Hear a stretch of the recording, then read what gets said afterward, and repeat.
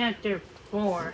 Alright now, tell me exactly what you saw. Miss Dobinson tapped her pen and placed it by her desk. She was the director of Caring Paws, and she was crazy about animals. Charles thought Mrs. Dobson liked dogs better than people. The director had told Lizzie to bring the boys right into her office because when she heard about what they'd seen, she wanted a full report. Charles, Sammy, and Lizzie sat across Mrs. Dobson. She pulled a form of folder like she was ready to pull it in. Okay, we keep tracks of things, she said. If somebody reports an animal's being mistreated, we make a file for the animal and we follow up. If we discover that the animal needs our help, we get involved with the police. In some cases, we even end up taking the animal away from their owners. Charles said, really?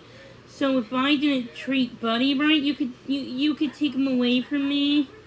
Miss Dobson said, from what I hear, Lizzie, Buddy gets treated like a king. I think you don't have anything to worry about. Priscilla disappeared. Now, not every dog's lucky, so tell me about this beagle you saw. She first asked for the exact address of the house where Patches lived.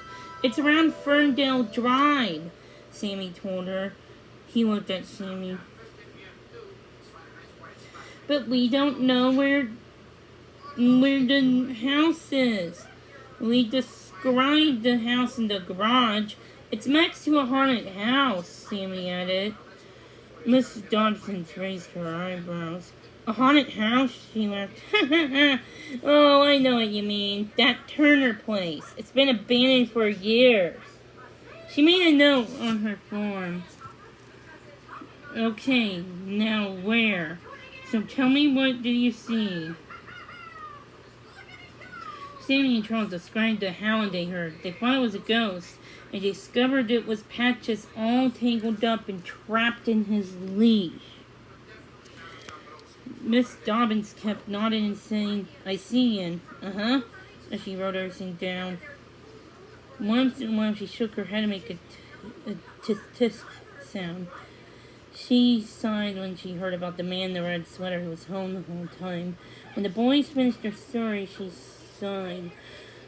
I'm sorry, guys, she said. I know how upsetting it is to see an animal being mistreated. So, Lizzie asked, what can we do? Maybe our family can foster Patches.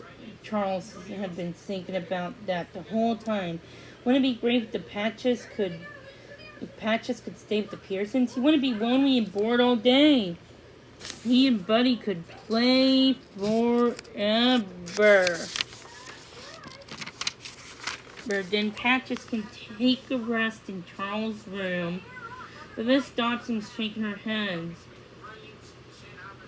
Guys, I just don't think so, she said. We just can't swoop in and snatch Patches away from his family. Not unless they're doing something that's against the law, like hitting him. But, Sammy began. Sammy, the state law says it's hard to take a dog away, Miss Dobson went on. As Patches has shelter, water, and a leash that's at least 4 times as long as he is, there's nothing we can do about those things. He has all the basic necessities. Charles and Sammy looked at each other. Patches did have all those things, but he couldn't get to his water. He was tangled, Charles said, and it's so mean to leave him out there. It's not against the law for a dog to be lonely, Miss Dobson said gently. And the people probably aren't being mean on purpose. Lots of people don't understand that dogs need human companionship, playtime, and love. That's part of our job at the shelter. To teach people about how to be good pet owners. But how do you do that? Charles asked. Sometimes we talk to their owners, Miss Dobbins said. And we also try to...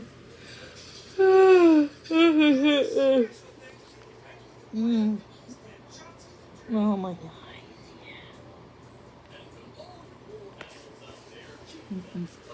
Um,